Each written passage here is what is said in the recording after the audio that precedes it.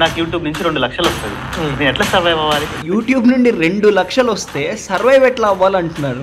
చాలా మంది చదువుకున్న ఇన్ఫ్లుయెన్సర్సే ఈ బెట్టింగ్ యాప్ అనేది ప్రమోట్ చేయడం జరిగింది. ఇక్కడ ఈ ఇంటెన్షన్ చూసారా, వేరే వాళ్ళు కూడా చేస్తున్నారు కదా, వాళ్ళని కూడా పట్టుకోవచ్చు కదా, నా మీదే ఎందుకు కాన్సన్ట్రేట్ చేస్తున్నారు అని మనోడి ఇంటెన్షన్ అనమాట. ఇక్కడ మనం అయితే 900 రూపీస్ అయితే పెట్టినాం. 200x పడ్డది అంటే మనకు ఆల్మోస్ట్ చాలా పైసలు అయితే వస్తుంది. మెగా విన్నింగ్ వచ్చింది మనకి. మళ్ళా 80,000 అనేది వచ్చింది. ఇది గేమ్ ఆడుకోవడానికి చాలా పైసలు అంటే చాలా అంటే గెలుచుకోవచ్చు.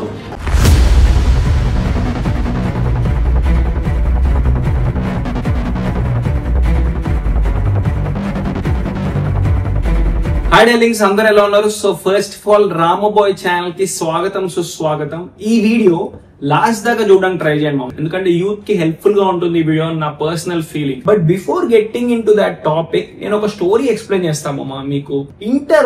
నేను ఇంటర్ చదువుకునే టైంలో ఒక పర్సన్ ఉండేవాడు అనమాట, భరత్ అని చెప్పేసి. అతను ఎప్పుడు సాడ్ గా ఉండేవాడు అనమాట. బేసికలీ నా మెంటాలిటీ ఎలా అంటే, ఎవడైనా సాడ్ గా మూడీగా ఉన్నాడు అనుకో, I try to talk to them. అప్పుడు అతను చెప్పేవాడు అనమాట, బ్రో నేను చాలా కోల్పోయాను బ్రో బెట్టింగ్ వల్ల అని చెప్పేసి. సో నేను అప్పుడు అంత ఇంపాక్ట్ఫుల్ గా బెట్టింగ్ విషయం చూసింది అప్పుడు అనమాట. వాడు అనేవాడు, మామ నాకు హెయిర్ ఫాల్ అయిపోతుంది అని చెప్పేసి. లిటిల్ గా వాడు చూడడానికి కూడా ఎలా ఉండేవాడు అంటే, చాలా ఎర్రగా అయిపోయి ఉండేది ఫేస్. ఆ బెట్టింగ్ విషయాలు బాగా ఇంపాక్ట్ పడి చాలా స్ట్రగుల్ అవుతూ ఉండేవాడు అనమాట. నేను అనేవాడిని అతనితోటి, అరే మామ ఇంత ప్రాబ్లం ఉన్నప్పుడు వదిలేయచ్చు కదరా బెట్టింగ్ అంటే. వాడు అన్నాడు, మామ ఒక్కసారి ఇందులో దిగామంటే బయటకి రావడం కష్టం రా అని చెప్పాడు అనమాట. నేను అడిగాను, ఎందుకు రా అట్లా అంటే, మామ లాస్ కవర్ చేయడానికి ఇంకో లాస్ అది ఇంకా లోపలికి ఇరికిపోయాం రా, దానివల్ల చాలా ప్రాబ్లం రా, నీ బయటికి రాలేను రా అని చెప్పి బాధపడేవాడు. ఇప్పుడు మనీ ఇవ్వకపోతే ఏం చేస్తారా అంటే, మామ ఇంటికి వచ్చి గొడవ చేస్తారా, ఆల్రెడీ బండి అమ్మేశాము ఇది అది అని చాలా విషయాలు చెప్పాడు అనమాట. వాడికి ఫైనాన్షియల్ గా హెల్ప్ చేయలేని సిచ్యువేషన్. ఎందుకంటే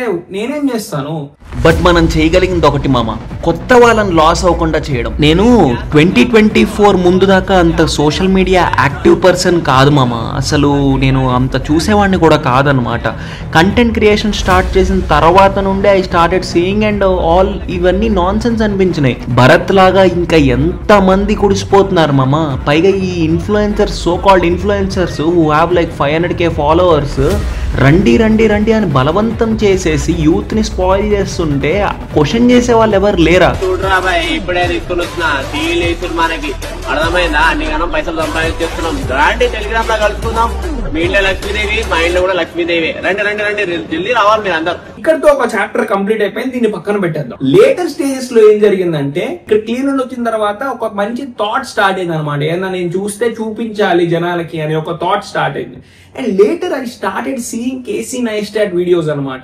అప్పుడు నాకు ఒక మంచి హోప్ వచ్చింది, జీల్ వచ్చింది లైఫ్ మీద. అరే మంచిగా ఉందిరా, జనాలకు కూడా ఇది మనం కూడా చేస్తే బాగుంటది, ఇన్స్పైర్ చేస్తే లైఫ్ మీద ఒక పాజిటివ్ అప్రోచ్ వస్తుంది, పీపుల్ విల్ ఫీల్ హ్యాపీ అని చెప్పేసి నేను కంటెంట్ క్రియేషన్ స్టార్ట్ చేశాను. అండ్ మేబీ అది కొంచెం వర్క్ అవ్వడం ఆర్ లైక్ వాట్ ఎవర్ వల్ల నేను కంటిన్యూ చేశాను. ఒక 30,000K ఫాలోవర్స్ దాకా వచ్చిన తర్వాత ఆల్ ఆఫ్ అ సడన్ ఒక ఫైన్ డే, ఒక గ్రేట్ డే రోజు ఈ బెట్టింగ్ ప్రమోటర్స్ వాళ్ళని చూశాను అనమాట. People who have like 200K ఇలాంటి బెట్టింగ్ ప్రమోషన్లు చేస్తుంటే, అంటే లిటరల్ గా హౌ పీపుల్ ఆర్ కన్విన్సింగ్. అంటే ఇప్పుడు మనీ వేసేసుకొని సీరియస్ గా మామ, నాకు తెలీదు మీకు ఇలాంటివి ఎలా యాక్సెప్టబుల్ గానీ నాకు ఇలాంటివి చూడంగానే వస్తుంది మామ కోపం. అసలు ఎట్లా వస్తుందంటే, ఎంతమంది కోల్పోతారు మామ లైఫ్స్ ఇలా.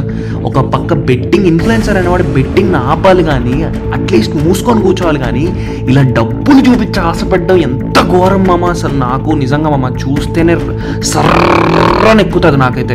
డబ్బులు ఇలా ఫుల్ వేసేసుకొని ప్రాఫిట్స్ వస్తాయి, ఖచ్చితంగా ప్రాఫిట్స్ వస్తాయి అని చెప్పి నాకు వాళ్ళు ప్రమోట్ చేస్తుంటే నాకు ఫ్యూజ్ అవుట్ అయిపోయింది. నేను ఇంటర్ లో ఉన్నప్పుడు ఇలాంటి వాటికి నేను ఎక్స్పోజ్ అయ్యి ఇలాంటి విషయాల్లో నేను లైఫ్ స్పాయిల్ చేసుకుని ఉంటే ఎలా ఉండేది మామ. అంటే ఫాదర్ కష్టపడి డబ్బులు సంపాదిస్తుంటే ఎవడో కోన్కిస్క గొట్టం ఇన్ఫ్లుయెన్సర్ వాడి పైసలు రావడం కోసం, అది కూడా చిన్న అమౌంట్ కాదు, చాలా ఈవిల్ ఇంటెన్షన్ తోటి జనాలందరినీ కుడపాలనుకున్నప్పుడు ఎట్లా అది యాక్సెప్టబుల్?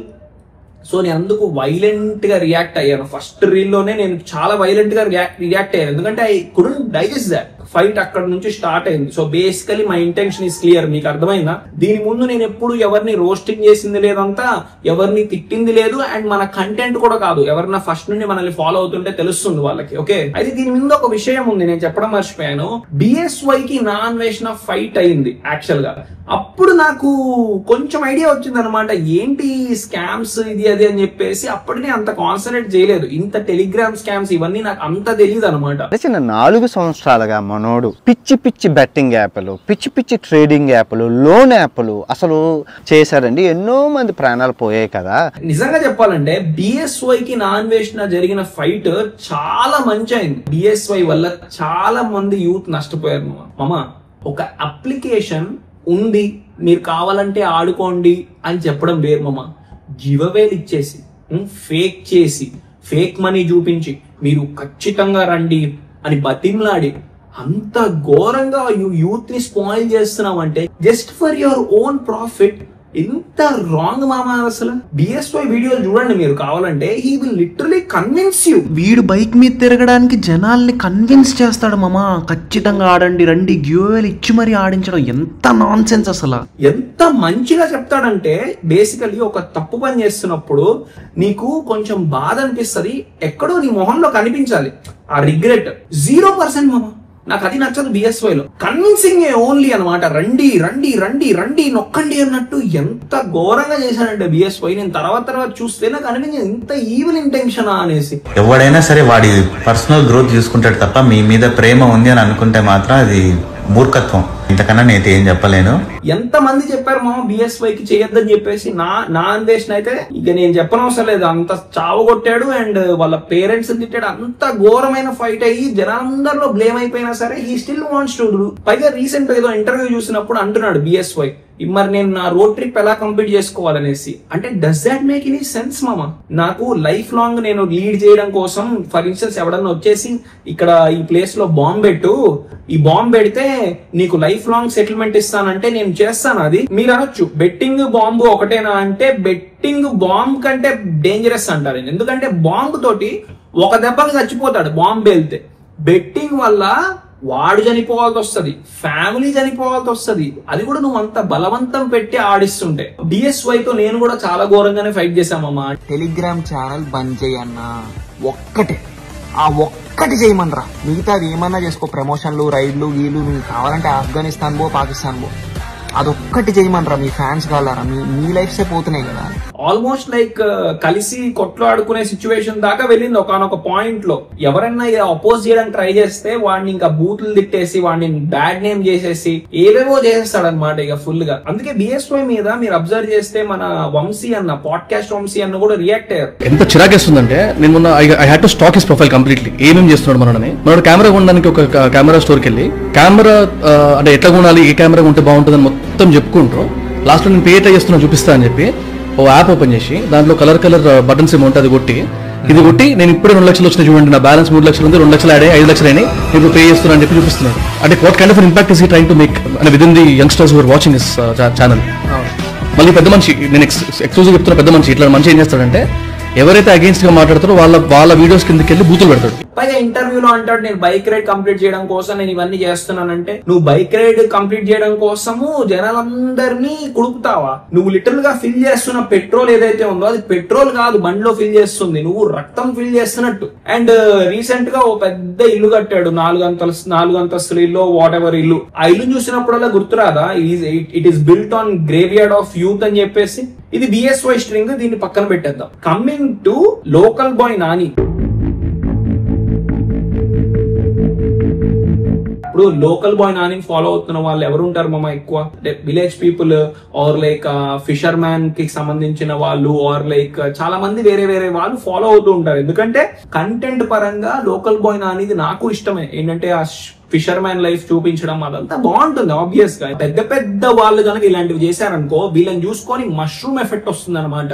ఇప్పుడు పెద్ద మర్రి చెట్టు కింద నార్మల్ ప్లాంట్స్ ఎలా అయితే పెరుగుతాయో, వీళ్ళు పెద్ద వాళ్ళు చేస్తే చిన్న చిన్న వాళ్ళు కూడా చేస్తారనమాట, వాళ్ళ అండ చూసుకొని, అరే వాళ్ళు చేస్తున్నారు కదా, వాళ్ళు చేస్తే మనం చేయకూడదా అని చెప్పేసి. దీని వల్ల ఒక డామినో ఎఫెక్ట్ క్రియేట్ అయిపోయింది అనమాట. మొత్తం అందరూ బెట్టింగ్ అసలు ప్రతోడు డబ్బులు ఎగరేయడం గాల్లోకి.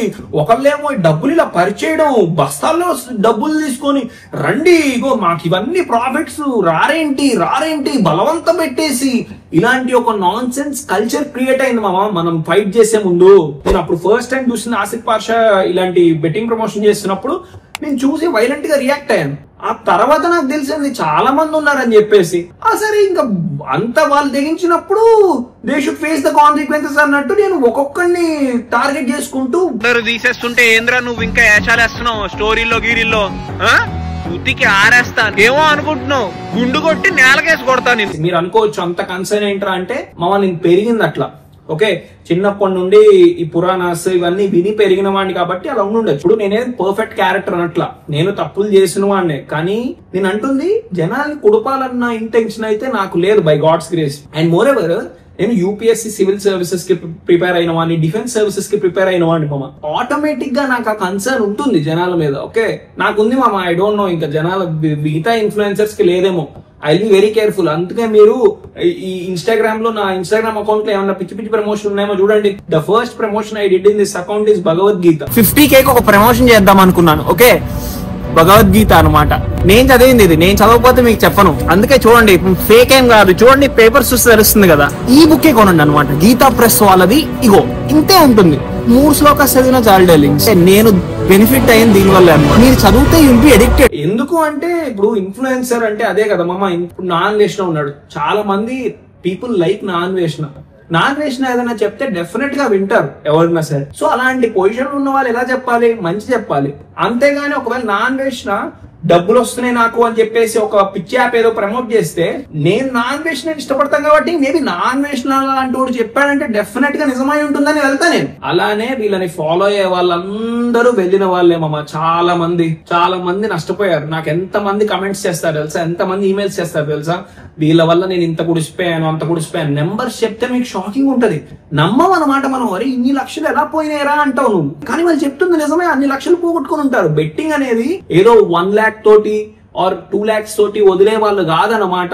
ఇది ఏంటంటే ఒక ఊబి. నువ్వు ఒకసారి దిగావనుకో ఇంకా లాసెస్ మొదలవుకుంటూ ఇంకా నువ్వు దాంట్లో అడిక్ట్ అయిపోయి ఎంతమంది ప్రాణాలు కోల్పోయిన వాళ్ళు ఉన్నారు, యూత్ చనిపోయిన వాళ్ళు ఎంతమంది ఉన్నారు, చెప్పుకోని వాళ్ళు ఎంతమంది ఉన్నారు. వీళ్ళందరూ అనుకుంటారు మామ ఏంట్రా నువ్వేదో హీరో అనుకుంటున్నావా అని చెప్పేసి. వీళ్ళు నన్ను హీరోని చేశారనమాట. నేను హీరో కాదు మామ, బట్ నేను హీరోయిక్ కాజ్ కోసం ఫైట్ చేయాలనుకునేవాడిని. చిగా చెప్పాలంటే నేనేదో ఎంటర్టైన్మెంట్ చేద్దామని వచ్చిన వాడిని మామ. యాక్చువల్గా ఇన్స్టాగ్రామ్ లోకి ఒక మంచి ఫీల్ ఇద్దామని వచ్చిన వాడిని. అలాంటి నన్ను ఇలాంటి ఫైట్లలోకి దింపేసి ఫైట్. ఇప్పుడు రామబోయ్ అంటే ఎలా అయిపోయిందంటే ఓన్లీ కిల్ బెట్టింగ్ మీద ఫైట్ చేసేవాడు అయిపోయింది అనమాట. అండ్ మీకు తెలుసో లేదో నాకు తెలీదు, Instagram first account with 200K followers దగ్గర పోయింది ఆ అకౌంట్.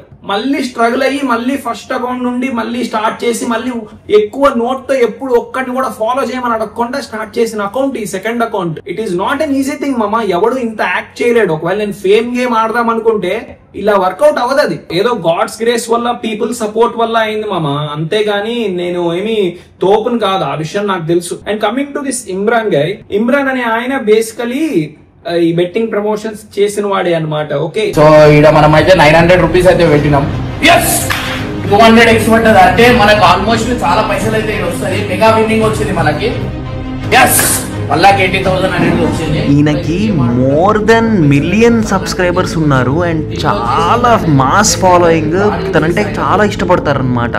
అలాంటిది ఇతను చూడండి 900 రూపీస్ పెడితే 1,81,000 వచ్చిందంటే, అంటే 200x ప్రాఫిట్. అంటే ఎంత మంది నమ్మి మోసపోతారు. ఇలాంటి బెట్టింగ్ అప్లికేషన్స్ చేశాడు. ఒక దాంట్లో అతనే చేయొద్దన్నాడు, మళ్ళీ దాని తర్వాత అతనే చేశాడు. ఇంకా పైగా ఏమన్నా అడిగితే అంటాడు ఆ లింక్ సరిగ్గా పెట్టను ఇది అది అని చెప్పేసి ఏవో కాక్ అండ్ బుల్ స్టోరీస్ చెప్పడానికి ట్రై చేస్తాడు. ఇప్పుడు పోనీ నీకు యూట్యూబ్ లో మనీ రావా అంటే చాలా డబ్బులు వస్తాయి, ఎందుకంటే చాలా వ్యూస్ ఉంటాయి. ఆయన ప్రతి వీడియోకి దగ్గర 500K అరౌండ్ ఉంటాయి వ్యూస్. అయినప్పటికీ ఆ జనాన్ని కుడపాలనుకోవడం అనేది రాంగ్ కాన్సెప్ట్ ఏమో అని నా అభిప్రాయం మామ. మీ అందరు సపోర్ట్ తప్ప ఏమన్నా ఉందా? ఎవరమ్మా మేము నార్మల్ గా సఫీర్ కూడా మౌలాలిలో అక్కడ తిరుక్కుంటూ ఉండేవాళ్ళం. అలాంటి వాళ్ళని కొంచెం ఏదో రెకగ్నిషన్ తెచ్చారంటే అది ఎవరు? మీరే కదా. కామన్ పబ్లిక్ సపోర్ట్, అది గాడ్స్ గ్రేస్ మామ. దాన్ని మిస్యూజ్ చేసుకోకూడదు. ఓకే, అందుకే నేను చాలా జాగ్రత్త ఫీల్ అవుతాను. మీరు నమ్మరు, ఎవరన్నా క్యాబ్ మాకు మామూలుగా ఇక్కడ స్టూడెంట్స్ కొంతమంది నేను వాళ్ళ కార్ ఎక్కినప్పుడు క్యాబ్ లాగా వాళ్ళు బ్రో నువ్వు డబ్బులు ఇవ్వక బ్రో అంటారు. నేను అప్పుడు టెన్షన్ పడతా, బ్రో వద్దు బ్రో నాకు అలా చేయకు, నువ్వు మనీ తీసుకో అని చెప్తాను అనమాట. ఇప్పుడు కొద్ది గొప్ప రాముడి గురించి వినుంటాం, అన్ని పాటించలేకపోయినా కొన్నన్నా మనకి వెళ్తాయి కదా. ఇప్పుడు రాముడు డెమోక్రసీ పాటించేవాడు, అబ్సల్యూట్ డెమోక్రసీ అన్నమాట.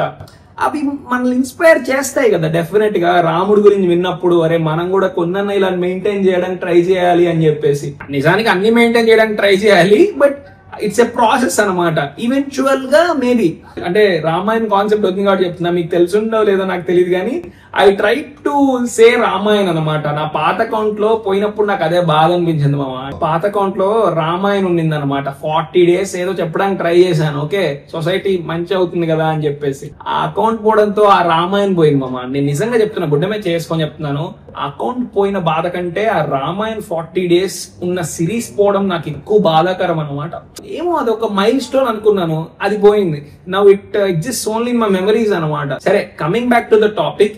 ఇమ్రాన్ భాయ్ వచ్చేసి మంచోడే మామ. ఇప్పుడు చాలా మంది ఎలా అంటారంటే బ్రో ఇమ్రాన్ భాయ్ మనకు మంచోడు చాలా అంటాడు. మామ నీకు చెప్తా చూడండి, బిఎస్వై మంచోడు కాదా?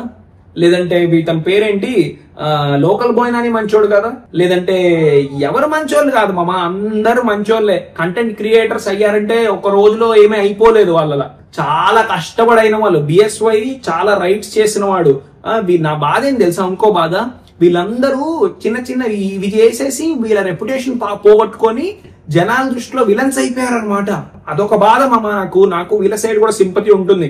మీరు నమ్మకపోయిన నిజం మామ. నేను ఎవడే ఒక రెప్యుటేషన్ స్పాయిల్ చేసి మనం ఏదో హీరో అవ్వాలనుకునే టైపే కాదు అసలు. ఇప్పుడు సబ్స్క్రైబర్స్ అనే వాళ్ళు ఆల్మోస్ట్ లైక్ బ్రదర్స్ లాంటి వాళ్ళు, ఫాలోవర్స్ అనే వాళ్ళు మన వాళ్ళు మామ. We are all family. అది నేను అలానే చూస్తాను. Okay, at least like going forward కూడా ఇంకా అది బలపడే ఛాన్స్ ఉందని నా అభిప్రాయం. ఓకేనా? ఎందుకంటే మీరు సపోర్ట్ చేసిన వాళ్ళు కదా మామ. ఏది లేని టైంలో సపోర్ట్ చేసిన వాళ్ళు. ఎస్పెషలీ నా కనెక్షన్ వేరే ఉంటుంది, మీకు వేరే వాళ్ళ వేరు, మన కనెక్షన్ వేరు. ఎందుకో చెప్పనా? మీరు నన్ను స్టార్టింగ్ అంటే అకౌంట్ పోయి కొత్త అకౌంట్ వచ్చినప్పుడు ఎంత సపోర్ట్ చేస్తే ఈ సిచ్యువేషన్కి వస్తాం. సో మన కనెక్షన్ వేరు మామ. ఓకే, అండ్ నా థాట్ ప్రాసెస్ వేరు ఉంటుంది. అందుకే నాకు క్రెడిట్ కార్డ్ ప్రమోషన్ వచ్చినా చేయలేదు. ఎందుకంటే 35,000 ఇస్తా అన్నారు, కానీ నేను చేయలేదు. ఎందుకు? ఏమో మీకు సరిగ్గా వాడడం రాక సరిగ్గా అప్పులు అయినాయంటే అరే అప్పుడు రామబోయి చేయకపోయింటే బాగుండేది అనుకుంటే దేర్ ఇస్ నో పాయింట్.